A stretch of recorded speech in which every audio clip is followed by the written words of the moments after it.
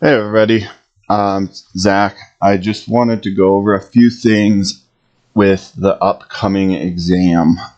Before we immediately start on the lab guide review, I'm not really going to be teaching this go around when I make my videos. That took a long time, and we actually noticed that grades seemingly dipped when I started to upload a lot of teaching videos outside of lab.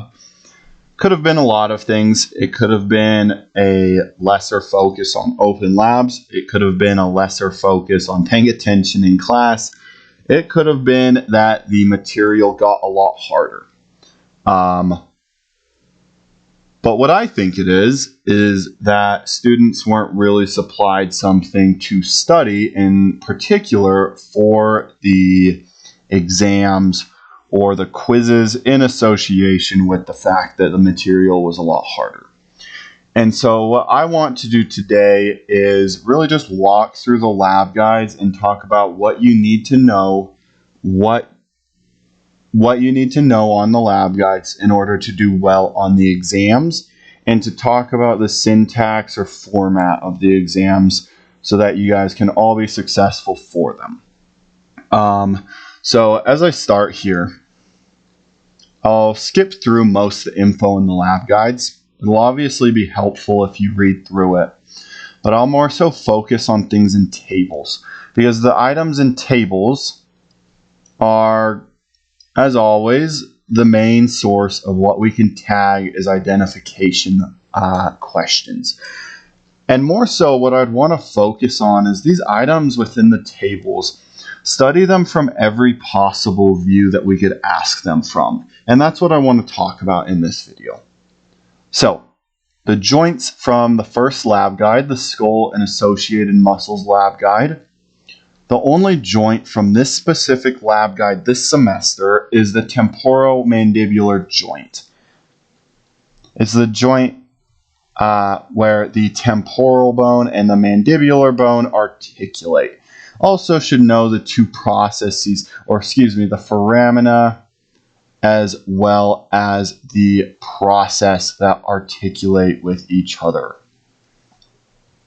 Processes, because there are two joints. Next up, all of the holes. Well, this is actually not all of them. I believe that, maybe it's all of them for this lab, but know everything that goes through each hole on the skull. Meaning that the seventh cranial nerve, the facial nerve, you might see pop up twice because it runs through the stylomastoid foramen as well as the internal acoustic meatus. So it runs into the internal acoustic meatus from inside the cranial cavity, and then it exits inferior to the ear out of the stylomastoid foramen, right out about here. About in this region here, but more medial to the mastoid process. And so you should know that. You should also know the pathway. Well, I guess I can get into the nerves more so when we get to the nerve lab guide. But know all of the holes really well, and know all the cranial nerves really well, because they can be weighted extremely heavy, because they can show up not only just because, so for instance, a nerve can show up in one of two places. It can show up as a direct tag on the nerve itself, and two, it can also show up through the tagging of a hole. Okay, getting down into the skull. The skull is composed of two types of bones, cranial and facial bones. You'll want to know every single one of these bones and what they look like isolated. You'll also want to be able to potentially identify features on each of the bones in isolation. Meaning that if I have a temporal bone separated from the rest of the skull, here, let's see here. If I have a temporal bone separated from the rest of the skull, my pen usually doesn't really work when I'm recording. Let's see if it does. If I have a temporal bone and we have the temporal, or excuse me, the zygomatic process and the zygomatic arch, or at least half of it coming off the temporal bone. If we tag that, you should be able to know what it is just on the temporal bone, as well as if there was an entire skull here as well. Furthermore, if one of these skulls, like the ethmoid, the sphenoid, the frontal, any of these bones, like the zygomatic, that's a hard one. The palatine, that's a hard one. The nasal or vomer, those are hard ones. The inferior nasal concha. You should know all of these in isolation from each other. So if there was just a little bone sitting on the table, be able to tell us which one it is. It could be any of these. It should go without being said to also know all of the bony features. And when writing down the bony features, the correct answer is the, well, let's see, the clivus of the occipital bone. Or you could write it clivus occipital. Just make sure that we can tell that you know the name of the feature as well as the bone. On top of that, some of these features, for instance, a lot of the foramina shared between the temporal and the sphenoid bones, you might need to know both of the bones that form these features. Here's a good example, foramen lacerum. So, if a feature is shared between multiple bones, know the bones that form it. Same with the sutures. This little guy may have a lot of different places where it shows up. I'm just looking for where it shows up on each place. But anyways, and then the facial bones, same deal. It may not be explicitly mentioned, but know what goes through each one of these. The mental foramen, the mandibular foramen, right? This is inferior alveolar nerve. This is mental nerve. And just go forward knowing everything about everything, right? It's basically the level of understanding that this class expects. For muscles of facial expression, I'll talk about these guys first. The soft insertion points, or rather attachment points, is less important for tagging purposes. And so if you were to focus on origins insertions for muscles, your time would be better spent down here or on the other muscles of this lab guide. It's really basically impossible to tag this.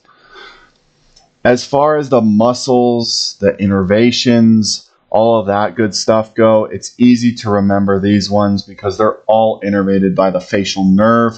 Just focus on being able to confidently and accurately identify each muscle. You may have forgotten what the platysma is. You may have forgotten where levator anguli oris sits in relation to the zygomaticus muscles.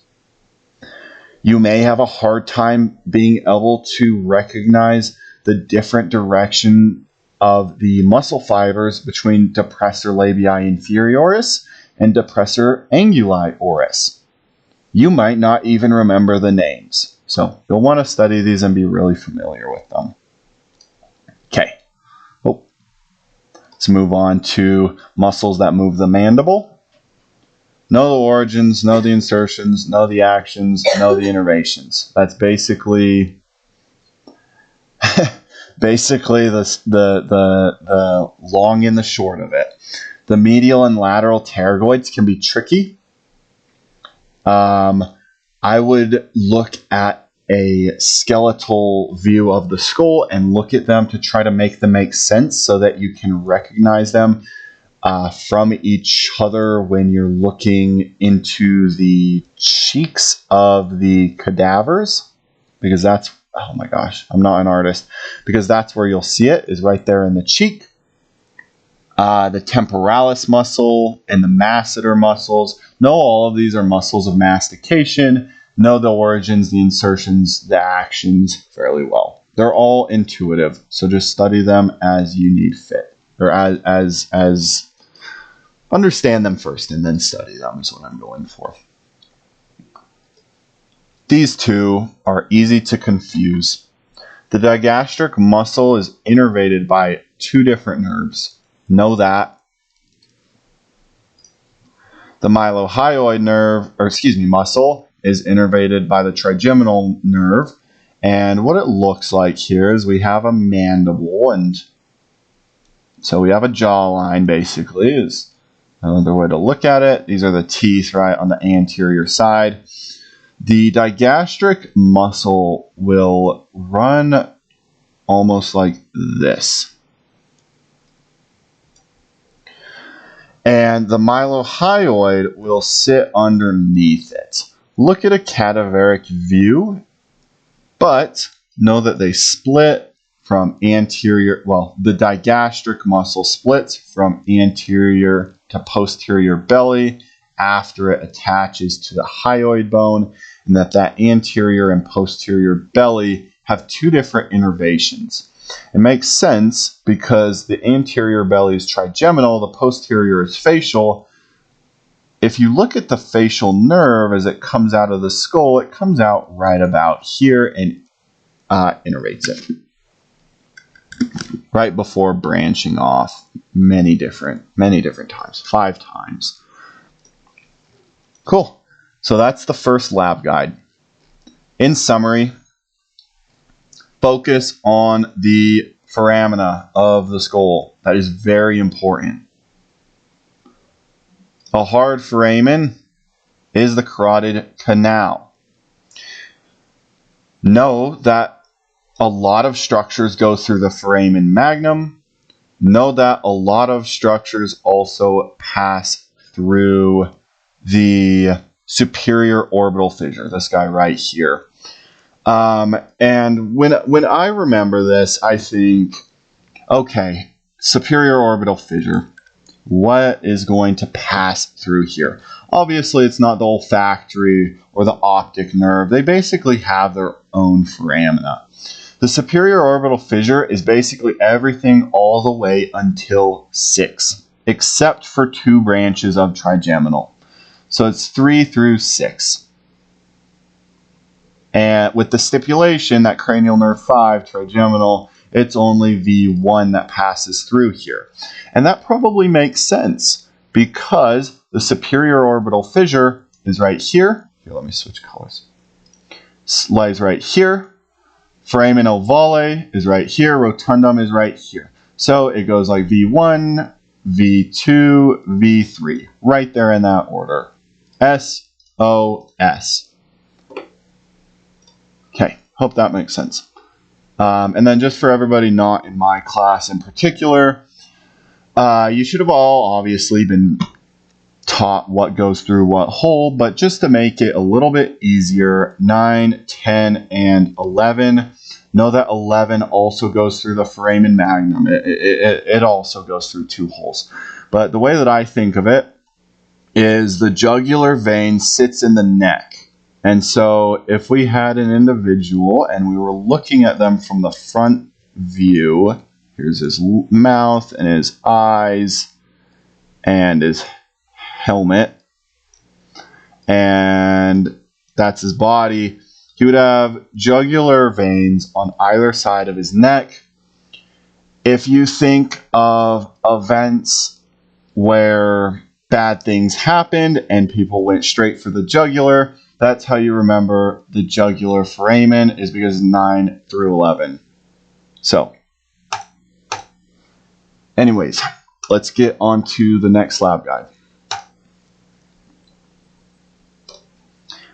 Okay, so for the axial skeleton minus the skull, so minus a lot of material, so we just covered it, associated muscles and spinal cord lab guide, we're going to skip right down to here. Something important to note is that true ribs are ribs 1 through 7, false ribs are 8 through 12, and some of the false ribs are floating ribs, 11 and 12. Probably should know that. As we go through the joints, the atlanto-occipital joint was tricky for a lot of students, and it sounds like a lot of students either didn't catch it or don't really remember it. So make sure you know that joint. Know that we can also see vertebral arteries right in between the atlas and the occipital bone as they pass into the skull and merge to form the basilar artery. So we can see them in the back of the neck. The atlanto-axial joints, intervertebral joints, all of these joints are fairly self-explanatory. If you have any questions, look them up. The intervertebral disc, these guys can be tagged in a myriad of different places. So look out for them inside the abdominal cavity on the anterior side of the spine. Look for them in the neck region where we have sagittally split heads. They can show up a lot of different places, but you should know it when you see it because they're made of fibrocartilage. So we've already covered that material. The hyoid bone, sternum, rib, vertebra, all of this stuff is fairly straightforward. The one thing that I will say is that we can tag a vertebra, for instance, C1 or C2, and ask for the specific name. That is the specific name and the specific number associated with the vertebra we tagged. Now, if we tag any other random cervical vertebra, just say the regional classification is cervical, or the name of the bone is vertebra.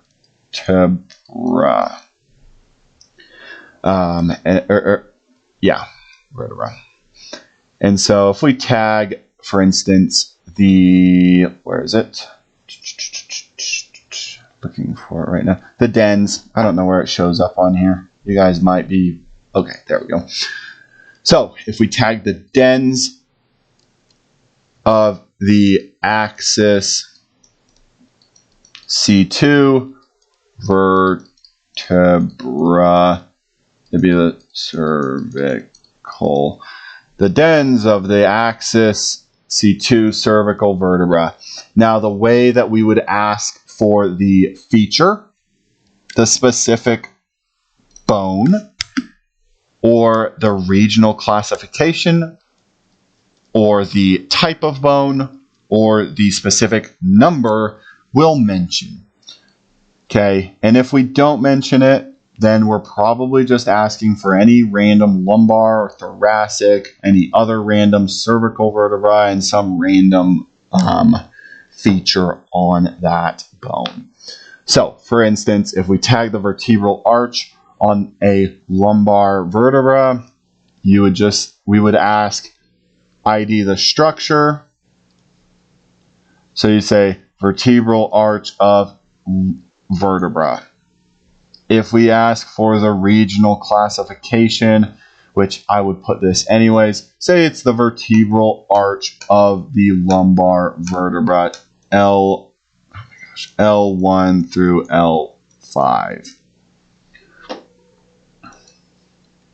Okay, I hope that made sense. If you guys have any question about naming these things, just let me know. I'd be happy to. And then obviously, like sacral features only show up on sacral vertebra. Well, the fused hunk. And then the dens or the odontoid process only shows up on the axis. Transverse foramen only show up on cervical vertebra. And of course, be able to tell the three or not 3, but be able to tell the 5 types apart and be able to tell these 2 specific vertebrae from the rest of them. That's really what I was trying to get at. Okay, and now we're on to muscles that move the ribs. Remember external intercostal muscles? They go X to sex. Internal is in to chin. So they point upwards in their fiber direction. External intercostals point downwards towards the genitalia, of course. Now, with that being said, if the cadaver is in the prone position, so face down, so we have the back of the head, shoulders, and then ribs on the back of the body, we might see wrappings that go like this, or muscle fibers between the ribs that go like this. Remember, we're looking at the back of the body. So, are these guys right here pointing up at the chin or down at the genitalia? The correct answer is they're not pointing up at the chin. It's because they're pointing up at the back of the head. So that is not internal intercostal. If it's on the back and the muscle fibers are pointing down, imagine them wrapping around to the front of the body, pointing X to sex. That's a tricky one for a lot of people. Know the actions, know the insertions, the origins as always. No innervation on these guys. Lucky you. For the muscles that move the vertebral column and or compress the abdomen, basically the abs. Well, that's an oversimplification, but know them on the prone and supine. So all of them need to be seen from the supine view or the face-up view. For the prone view, know the external and internal abdominal obliques and the quadratus lumborum. Know the origins, know the insertions, and again, if you guys don't know the actions, go through and review. Make sure that you know everything. Okay. For the erector spinae muscles, pretty simple.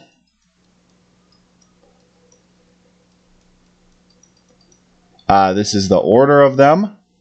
But the order won't help you if they're tagged all the way up in the neck and if you need to know where they run. So know that the spinalis goes all the way up to the occipital bone.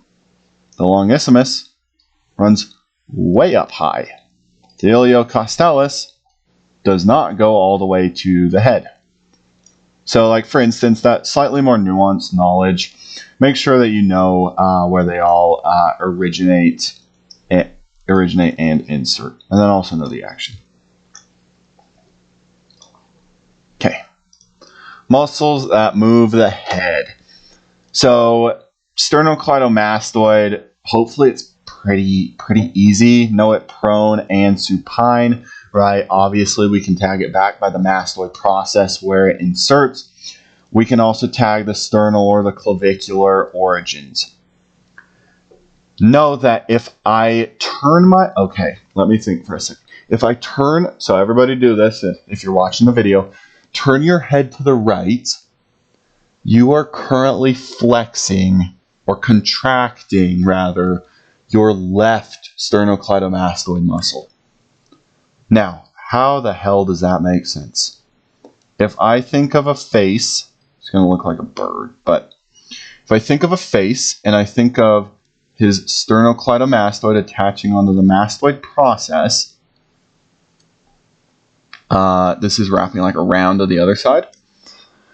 If this shortens, it will drag his okay, I should mention, this is the clavicle. This is the top of the sternum. This is the SCM, the sternocleidomastoid right there. If that guy contracts, his face will wrap around and face the opposite direction. If this side contracted, his face would face straight towards us or continue to look leftwards. So, what does that look like? Laterally rotates head to side opposite contracting muscle. Laterally flexes head to the same side. So, let's go back to the pink muscle. If that pink muscle contracted, it attaches right behind his ear, meaning that if he was looking in this direction, his face would be drug down and across. Do it on yourself and then feel the muscle contract. Like reach up to your neck, get a hold of it, and feel it. Or look up a YouTube video. You'll want to know the scalene muscles. A lot of people have a hard time with the scalene muscles. So how do we differentiate the anterior, middle, and posterior? Well, anterior and middle are split by the brachial plexus. Posterior inserts on the second rib. So, while these guys insert on the first rib. Hopefully that makes it pretty straightforward. Splenius capitis, semispinalis capitis. Know that they are insert on the occipital bone. I believe it's on the nuchal lines for at least one of them. But look up the insertion points, double check me, and then obviously know the origin, know the insertion, know the actions, as always. Oh, and important, know the innervation for sternocleidomastoid, because that's how we can tell that it's the accessory nerve in the back of the neck where there are 3 other easily confusable nerves. Okay, neuron, spinal cord, and nerves. I'm going to go through with the blue first.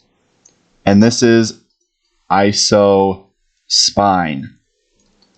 On the isolated spine, you need to know all of this minus the intercostal nerves. I don't think you need to, you also need to know the dura mater.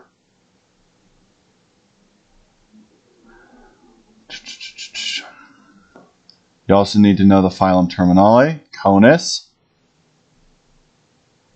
And that should about do it. For the cadaver, you need to know, once again, all of that stuff. Especially the intercostal nerves, which you guys may have had a hard time differentiating the ventral ramus and the intercostal nerves.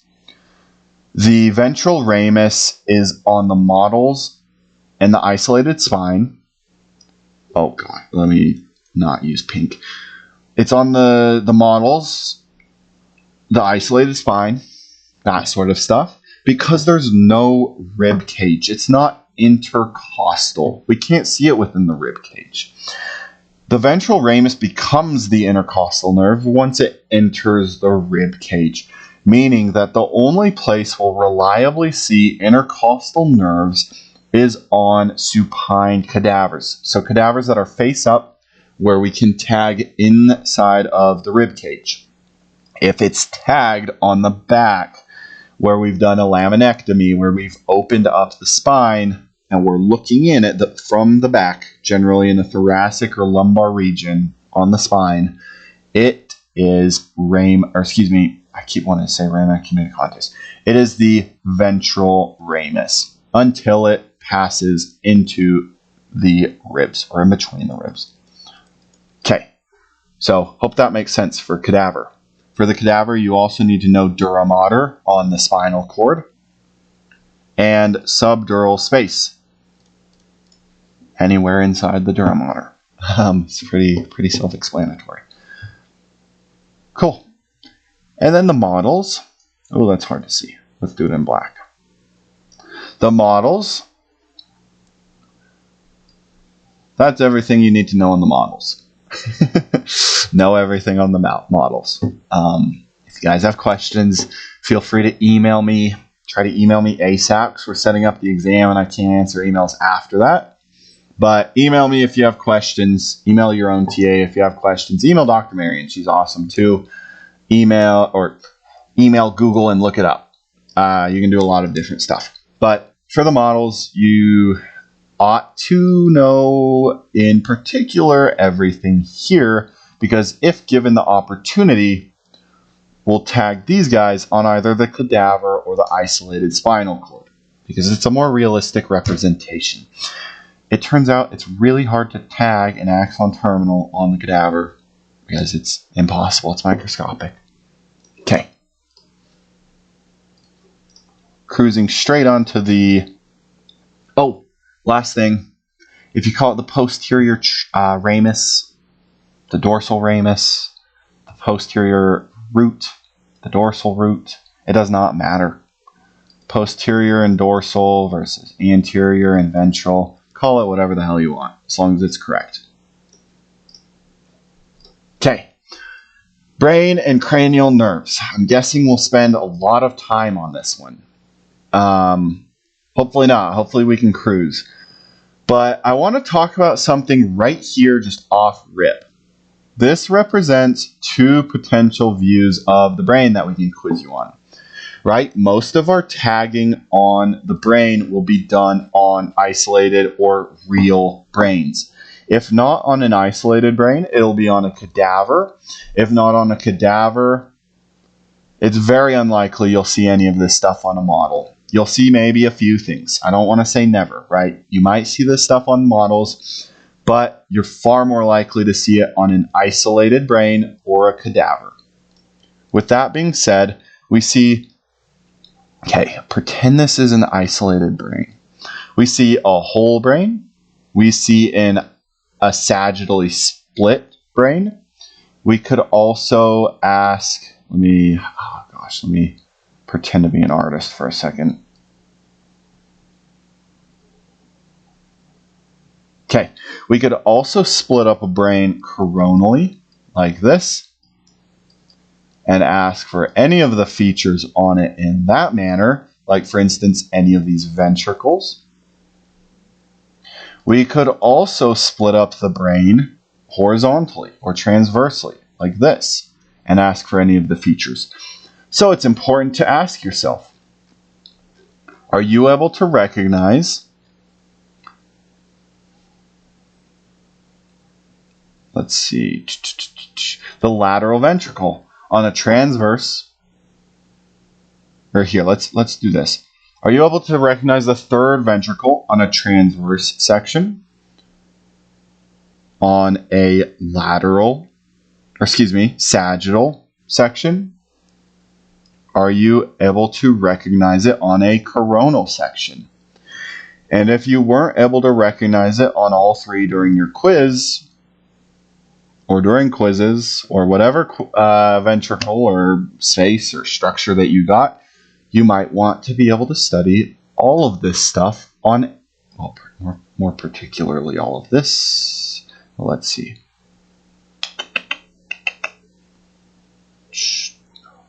All of this stuff in every single possible view. That will be very important. Your 3D visualization skills will be tested on this exam. Or you could just study it all and be a workhorse, which either way, whatever leads to you getting an A, right? Okay. The midbrain, the pons, the medulla oblongata, all of this good stuff. Be able to recognize it in every view. And then back to the cranial nerves. It should go without being said, know them all. If people are skipping through the video, I hope you are listening right now, because for the cranial nerves, you will want to know whether these cranial nerves are motor and, okay, let's phrase it like this. Motor, motor, sensory, or both. That is important. So for instance, is the olfactory nerve a motor nerve? Obviously not, so it's sensory. Is the trigeminal nerve motory, sensory, or both? Is the trochlear nerve motor, sensory, or both? Vagus, hypoglossal, glossopharyngeal, no, all of those. Motor, sensory, or both. Okay. Reading through this will help you guys. This actually is a lot of really good information. I know that when I took the class, I Didn't have the level of attention to detail that I maybe should have when it came to learning material versus cramming at times. So I would stress that learn from my mistakes, save yourself time when studying, understand the information will make your life easier when studying. It'll save you time. It'll make it so you don't have to work as hard. Once again, and I'll say this probably many more times, know all of the... Okay, so if any given hole is tagged, you need to know all of the nerves that pass through that hole. If any given nerve or branch of nerve is tagged, you need to know all of the given holes that that nerve may pass through. Okay, let's skip. The circle of Willis is hard. You need to know all of it. On the cadavers, I would more so focus on the top half plus the vertebral arteries.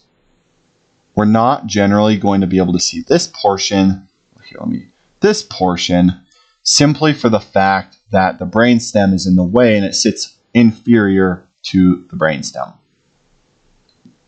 Okay. Stylopharyngeus is on the back of the pharynx. It's really hard to find, but if you find it, it's really rewarding because it indicates where we can find the glossopharyngeal nerve.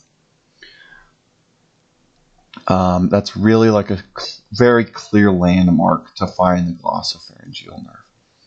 Stylopharyngeus sits on the back of the pharynx. If you're having a hard time seeing it, pull the carotid arteries lateral and you'll be able to see it much easier.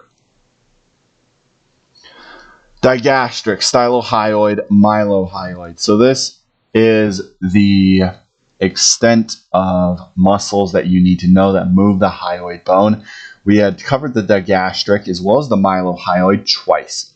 So when the stylohyoid comes in, the digastric posterior belly actually pierces through it. So this is the it doesn't look like that.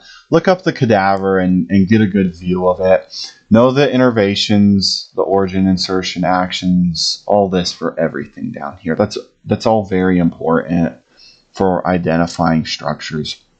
Okay, and this is what I more so wanted to get to.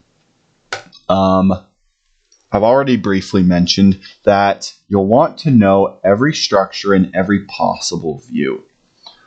So, like for instance, the cerebellar peduncles and the cerebral peduncles can show up in a lot of different views. Same with the ventricles. Same with the nuclei. Same with the thalamus. But, I'll say, know it all really well is my biggest piece of advice. For the meninges, these guys can be tagged. Let's do this. Okay, I want to make this, I'm going to think how to explain this simply. Let's talk first about this. Everything to the left of the last column. All of this information to the left of the last column can be tagged on the isolated brains. The majority of this information can also be tagged on the isolated brains, including all of this and all of this, except for the branches of trigeminal. So that being said, the meninges, all of this stuff, which are meninges, the cerebrum, all of the diencephalon, all of it will be tagged on isolated brains except for the branches of trigeminal. All of it's eligible. The reason I say that is because the isolated brains can come in many different forms. They can be sectioned, they can be whole. If it's sectioned, it can come in one of three varieties: transverse, sagittal, coronal. So we're up to 4 possibilities. We could also pull out an isolated brainstem for any of this fun stuff or any of this fun stuff. So there is a fifth potential. So when I say that this stuff can show up in a lot of different views, I really mean it. But let's get going on how it can really show up and how you can potentially study for it. I'm going to go, so with that being said, now you know all of this by default can show up on an isolated brain. What can show up on the cadavers though? This can. Let's not use pink. Let me use blue. So, cadavers, blue. Any of the meninges, other than arachnoid, pia mater, we're not going to see that because none of the cadavers have brains in them. For the cerebrum, not going to see this. Let me corpus callosum. We can see corpus callosum, ventricles. Okay, and let me explain corpus callosum. So on the cadavers, we can see brain stems on some of them.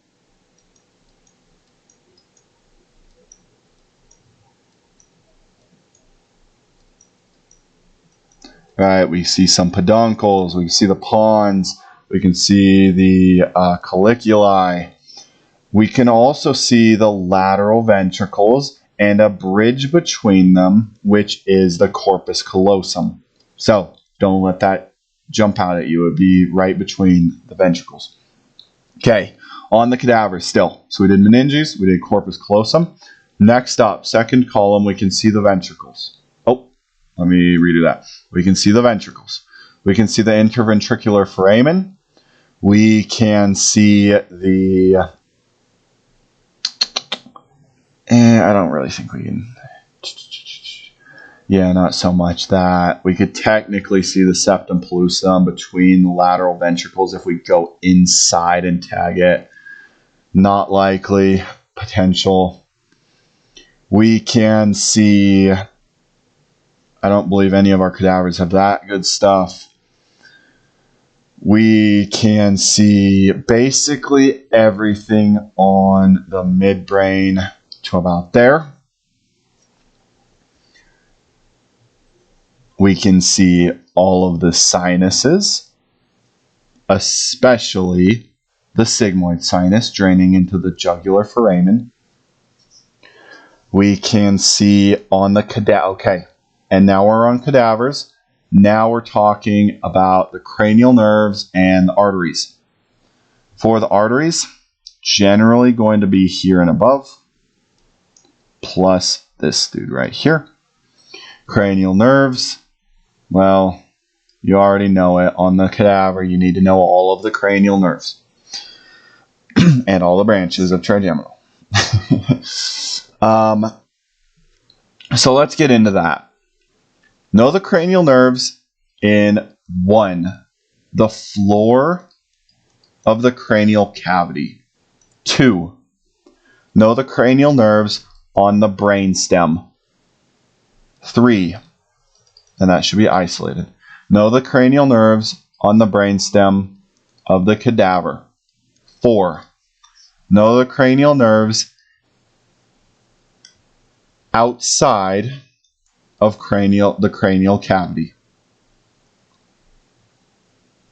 And this fourth point can be split into many different subpoints where they show up. So, the arteries. Know the arteries in the floor for this guy. The rest of them are the floor of the cranial cavity. The rest of them, maybe down to here, plus this guy.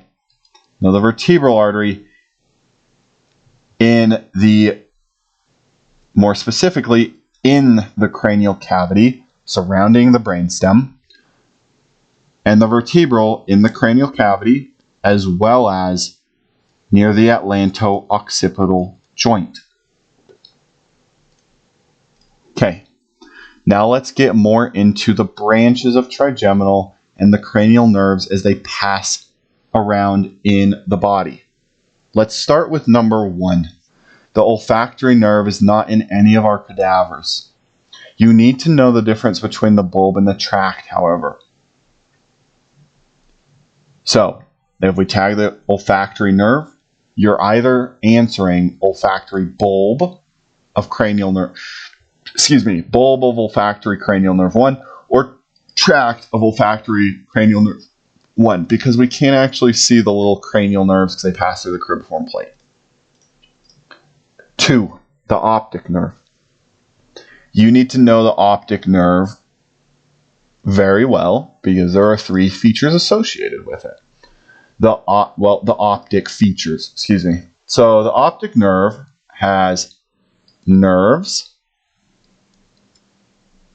chiasm, and tracts back to the brainstem. Make sure you're answering optic tract, optic chiasm, optic nerve. Cranial nerve 2. All of them. Cranial nerve 2. Okay. And this guy can show up running into the back of the eyeball. So look out for that as well. Not just in the floor of the cranial cavity and whatnot. The oculomotor nerve will show up primarily innervating the medial rectus muscle. That's where we can see it most clearly, or within the floor of the cranial cavity, or in the isolated brains, right? Pretty straightforward with that one. And I'm going to stop marching through these, actually, because I'll be able to talk about them more. I want to talk about this, and I want to talk about this, because there is a few different views that are really important here. Trochlear is hard to see. Trigeminal, so this is important. We can see all of the branches, V1, V2, V3. The only place we'll see them is in the floor of the cranial cavity. But the sub-branches, be able to trace these back to the brainstem. So like, for instance, if we tag the mental nerve, it branches off of the inferior alveolar nerve, which branches off the mandibular V3, which branches off, of trigeminal, cranial nerve 5. You will need to write this out, or something very similar to it, or know that, because we can ask for it. So be aware of that. So, where can we see the branches? Frontal, we see it above the eyeball. I want to make that more clear. We see it within the cranial cavity. So frontal nerve we see in the cranial cavity after the ophthalmic branch passes through the superior orbital fissure up until it exits the cranial cavity, at which point it becomes the supraorbital nerve. There's 2 of them, so it's nerves right above the eyeball, outside the cranial cavity. The infraorbital nerve we see underneath the orbit on the maxilla, coming right out of that hole. The mandibular V3 branch,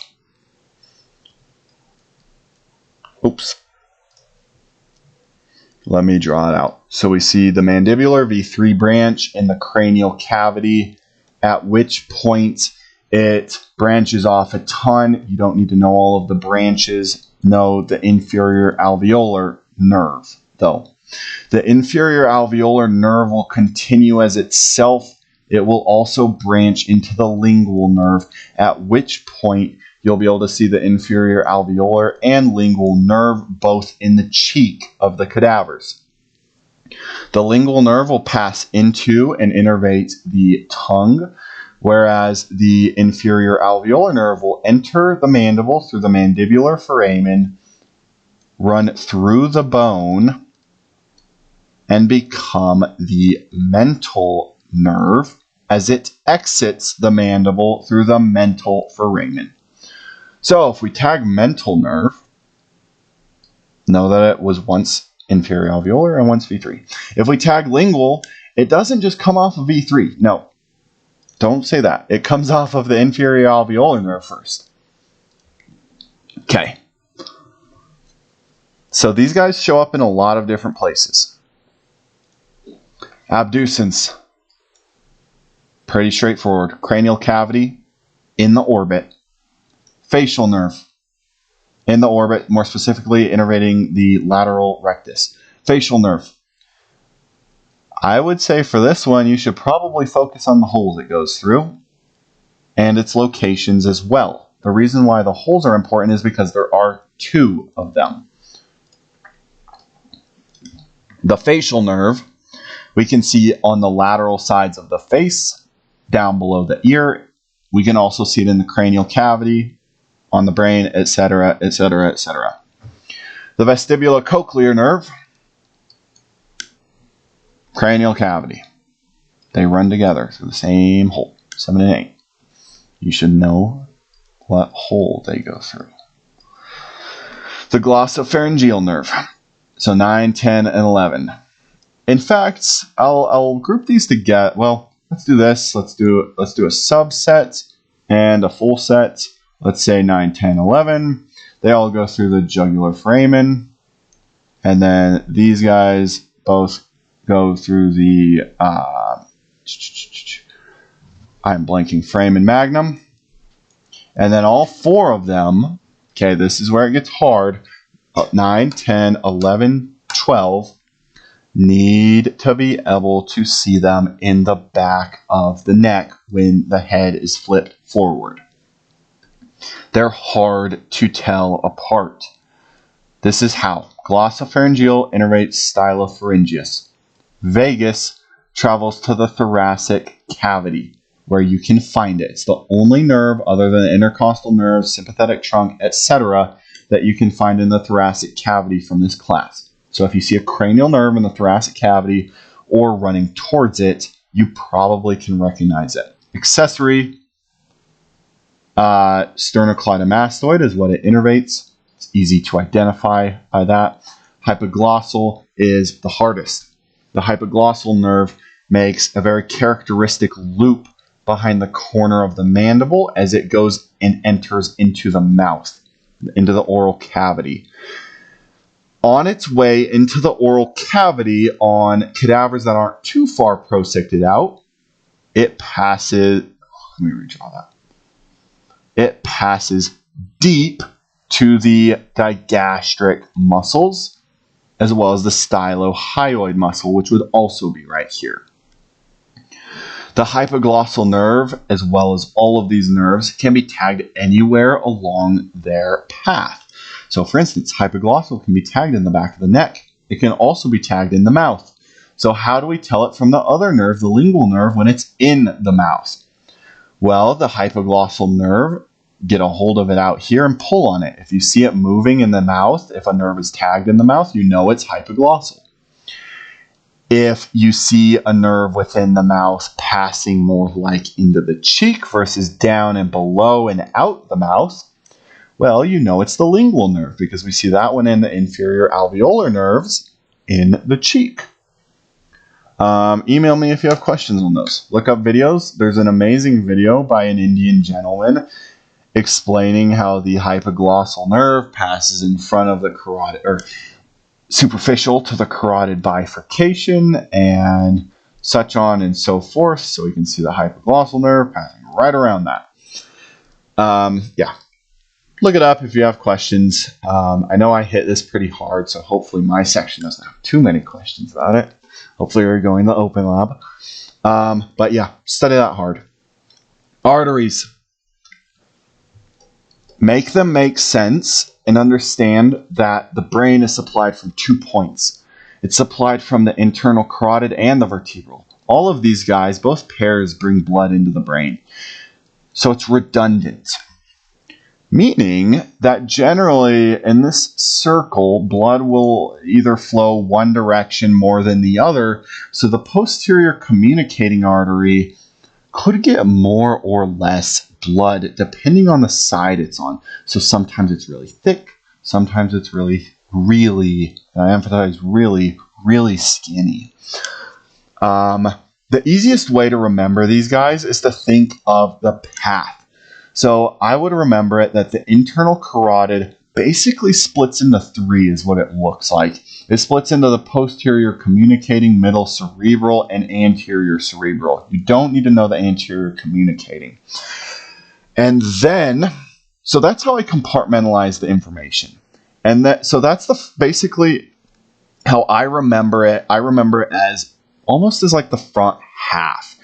And then for me, the vertebral arteries are very easy as landmarks because once again, they're bringing blood in and they merge into the basilar artery, which at that point, the posterior cerebral acts as a bridge. So I draw a line right there when I remember this stuff. And I think of the bottom and the top halves. That may not be perfectly anatomically correct. I may be offending the purists right now, but that's how I remember it. And when I think of this stuff, I then attach and associate the more minor arteries onto it, because you'll also need to know the anterior and posterior inferior cerebellar arteries. Okay. Study this hard. This is really, really tricky. Until you know it, you don't know it, right? So don't fool yourself into thinking that you'll know it when you see it. That is ridiculousness. Speaking from experience. Okay.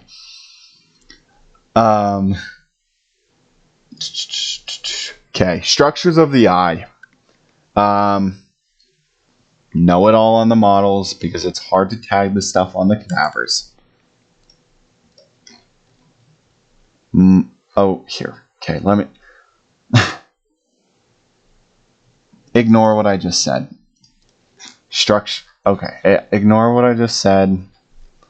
Know it all on the models, but you're going to need to know a lot of this stuff on the cadavers as well. Okay? Like the sclera. Like the lacrimal gland. The puncta, the little hole, right? Like all of the extraocular muscles, like the palpebral fissure, the palpebra, eyelids. None of that. The optic nerve, that's very important.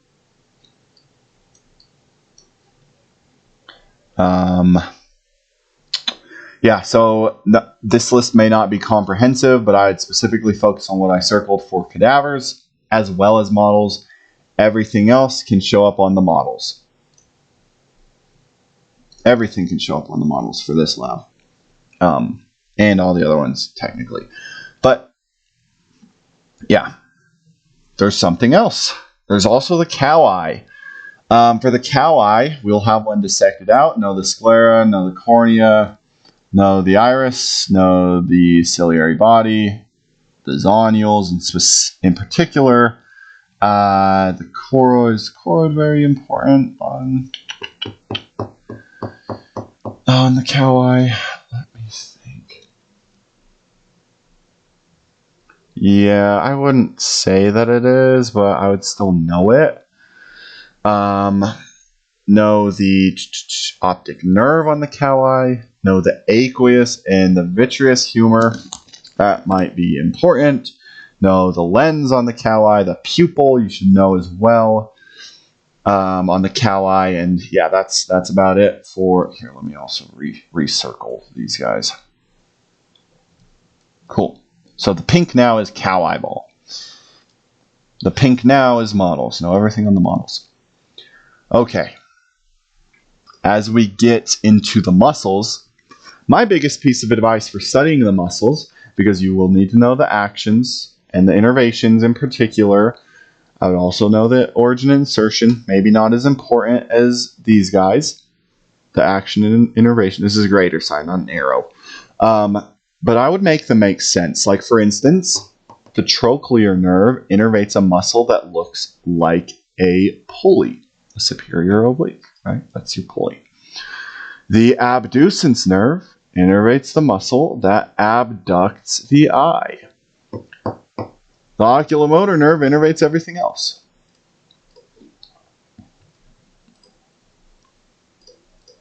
And then obviously on the cadaver, we'll tag these guys in the optic cavity as well. Excuse me, within the orbital as well. That's what I should say. So be able to tell which one's which. Be able to tell which one of these is which. Be able to, if we tag a muscle and we ask for an action, be able to tell what one of that is what. So that's it for content review. There's one last thing that I want to say. Let me see here. If I pull up, let me close all this good stuff. Oh my goodness. Okay, this one's going to stay on my screen. Okay, everybody's going to be able to check out the fact that I play Roblox. But when we are studying for this exam, there are two types of studying. There is bullshit studying, and there is productive studying. The only real way to tell these apart is the harder you're struggling while you're studying, the more you tend towards option B, towards productivity. That means pull up Anatomy and Physiology Revealed if you have it. Pull up Primal Pictures. That's free. You all have it. Pull up whatever it is that you use and look at these structures and write the names as you see them. Pull up this video and quiz yourself as I'm yammering on about each structure and all of the things. Pull up the lab guides and quiz yourself on how many places each thing can pop up. What you might not want to do is just watch this video and say, I got it when I see it. You might not want to just color a coloring book. You might not just want to watch another YouTube video or do whatever the hell you guys do. I know how it is. I'm a student. You may not want to study. You also only have 3 days left at max. A lot of you only have 2 days left. So just focus for 2 days. Put your head down, work hard, and it'll be worth it. I don't think anybody ever regretted working hard. So thank you guys for being awesome this year. I'll see a few of you in the exam as I proctor it, but I just wanted to say thank you and good luck studying.